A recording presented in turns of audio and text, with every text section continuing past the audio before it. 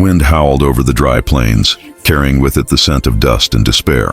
The town of Dusty Creek was small, just a scatter of wooden buildings, leaning tiredly against the horizon. The kind of place where gossip traveled faster. Then the stagecoach and secrets had a way of festering in the shadows. It was here that Thomas Claiborne, a weathered cowboy with a scar over his left cheek, rode in one late afternoon, the sun blazing red behind him. He wasn't the kind of man to meddle in other folks' business, but he had a sharp sense for trouble. And that day, trouble came to him, not with noise, but with silence. As he tied his horse near the saloon, he caught something strange, a faint, desperate sound that didn't belong in the peaceful hum of the town, a muffled sob maybe, or the scrape of a chain. He paused, listening harder. Nothing, just the creak of the wooden sign swaying in the wind.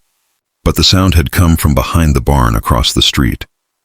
Curiosity turned into concern as Thomas made his way there, boots crunching on the dusty ground. The barn looked abandoned, its wood gray and splintered, door half off its hinges.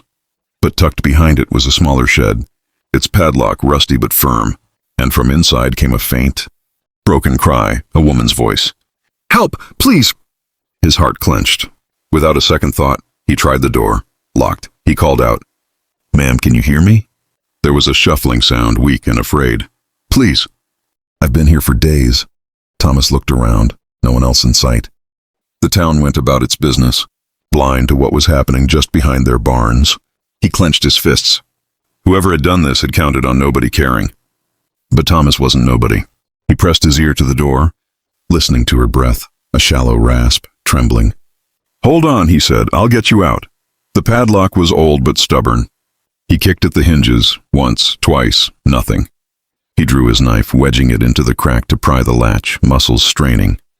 Sweat trickled down his neck as the metal groaned. He wasn't sure who she was or what she'd done, but right then, it didn't matter.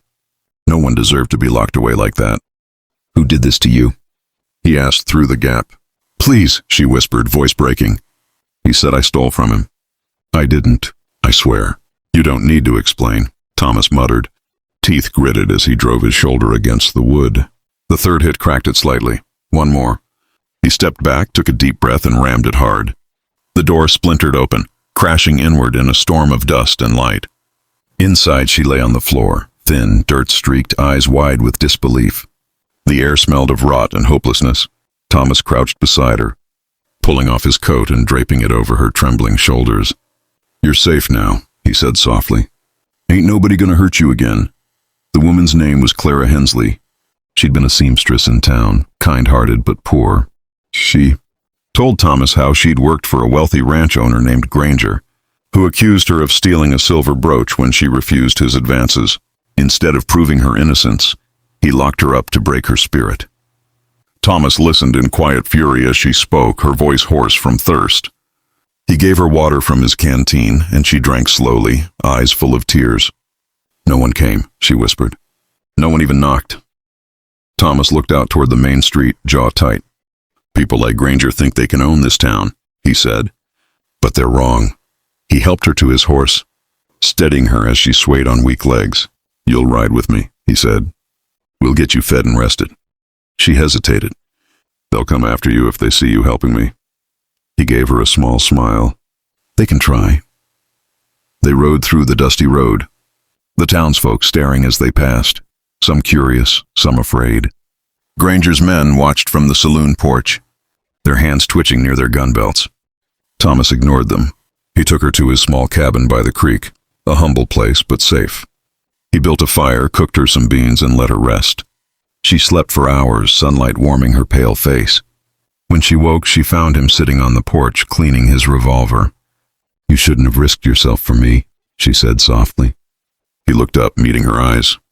"Ain't no risk in doing what's right." That night, as the firelight flickered, she told him more about her lost family, her dreams of starting anew, her faith that someday someone would see her worth. Thomas listened, not saying much, but something inside him stirred. He'd lived his life drifting, keeping his heart shut like the door of an old saloon. But Clara's courage broke through that silence. In the days that followed, he taught her to ride, to shoot, to live without fear. Each sunrise seemed brighter than the last, but the peace didn't last long. Word came that Granger wanted her. back, claiming she was his property, for breaking contract. Thomas knew what that meant. Trouble was coming and it would ride fast. Still, he wasn't backing down. The morning air was sharp, the sky clear as glass.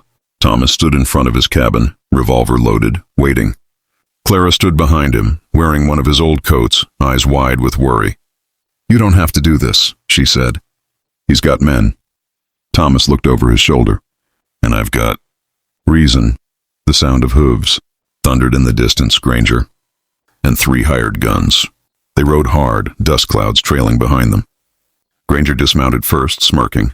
"You've got something of mine, Claiborne," he said. Thomas stepped forward. "Ain't nobody belongs to you, Granger. Least of all her."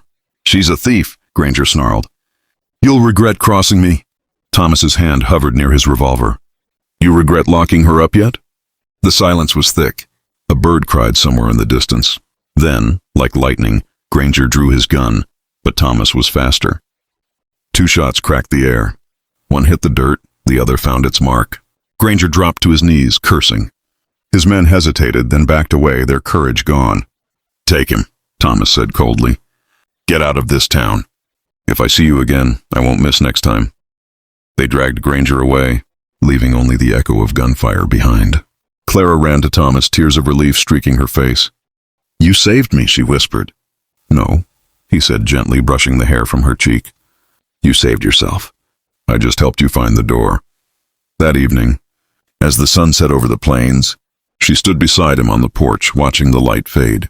"What will you do now?" she asked. "Same thing I've always done," he said with a smile. "But maybe with a reason this time." She looked up at him, hope glimmering in her eyes. "Then maybe I'll stay a while," he nodded. "You're welcome too." And as the stars came out, the once broken woman and the weary cowboy stood side by side. 2 souls healed by courage and kindness. The winds of Dusty Creek, carrying away their pain into the endless night. If this story touched your heart, don't forget to subscribe to Old West Legends, where every tale reminds you that even in the roughest dust and darkest nights, there's always a light worth fighting for.